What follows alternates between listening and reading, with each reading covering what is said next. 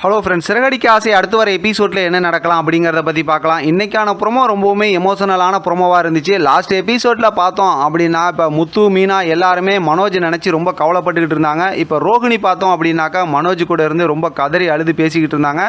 இன்றைக்கான ப்ரொமோவில் பார்த்தோம் அப்படின்னா மறுபடியும் அந்த டாக்டர் கட்டெல்லாம் பிரித்ததுக்கப்புறம் மனோஜ் வந்து ரோஹிணியை பார்க்கும்போது கண்ணெல்லாம் கூசுது அப்படின்னு சொல்லிட்டாரு. கண்ணு சரியாக தெரியலன்னு சொல்கிறாரா இல்லை கண்ணெல்லாம் கூசுதுன்னு சொல்கிறாரா, என்ன சொல்லியிருக்காரு அப்படிங்கிறத ரோஹிணி கரெக்டாக சொன்னால் தான் புரியும். ஏன்னா வெளியில் வந்ததுக்கப்புறம் எல்லாருமே என்னமா சொன்னாங்க, என்ன நடந்துச்சுன்னு கேட்கும்போது ரோஹிணி எதுவுமே சொல்லல. அதோட ப்ரொமோவை முடிச்சிட்டாங்க. ஆனால் கதறி அழுகுற மாதிரி மட்டும் ஒரு விஷயத்தை காட்டினாங்க.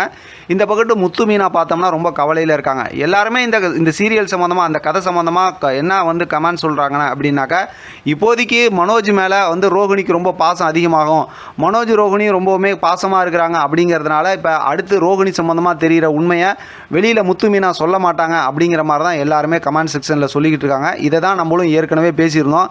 ஏன்னா இப்போ ரோகிணி சம்மந்தமாக இருக்கக்கூடிய பிரச்சனையை கண்டிப்பாக கண்டுபிடிச்சிருவாங்க. ஏன்னா ஏற்கனவே லாஸ்ட் எபிசோடில் பார்த்தோம் அப்படின்னா இப்போ அண்ணாமலையோட ஃப்ரெண்டு இருக்காங்கல்ல பரசு, அவங்க வந்து அவங்களோட வீட்டில் கல்யாணம் நடக்கிற விஷயமா சாமான் வாங்குறதுக்கு மனோஜ் கடையில் பேசியிருக்கிறாங்க. இப்போ மனோஜ் கடையில் பார்த்தா ரோஹிணி கிட்ட தான் பேசியிருக்காங்க அப்படிங்கிறது யாருன்னா பார்த்தா அந்த மலேசியா மாமா தான் பேசியிருக்கிறாரு. இப்போ இவங்க ரெண்டு பேர்த்தோட குரலையும் பார்த்தா இப்போ முத்து, மீனாவை கேட்டுட்டாங்கன்னா ஃபோன்லேயே தெரிஞ்சுக்குவாங்க. ஏன்னா பரசு மாமா தான் வந்து லவுட் ஸ்பீக்கரில் போட்டு தானே பேசுகிறாரு.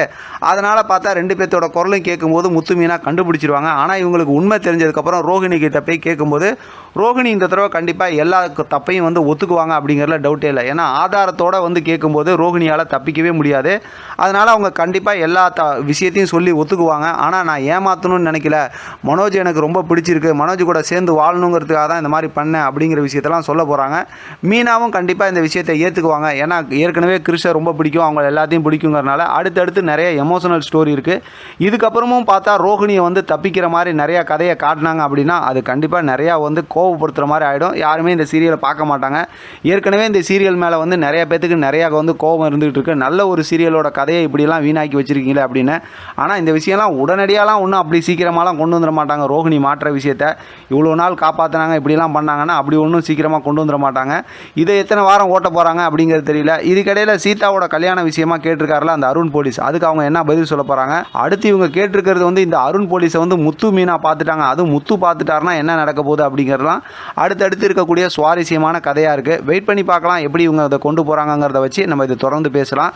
இதை பற்றின உங்களோட கருத்து கமெண்ட் பாக்ஸில் தெரியப்படுத்துங்க. தொடர்ந்து ஆதரவு கொடுங்க. தேங்க்யூ ஃப்ரெண்ட், தேங்க்ஸ் ஃபார் வாட்சிங்.